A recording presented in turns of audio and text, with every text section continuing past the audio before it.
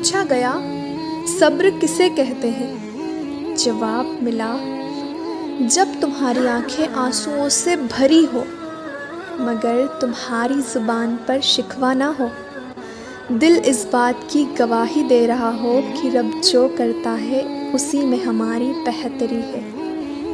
یاد رکھو اللہ بھی اسی کا امتحان لیتا ہے جس سے وہ محبت کرتا ہے، اسی لیے صبر سے گزارا کرو۔ اللہ تمہارا یقین دیکھتا ہے، وہ تمہیں سزا نہیں دیتا، وہ تو بس تمہیں قریب لانے کے لیے آزماتا ہے۔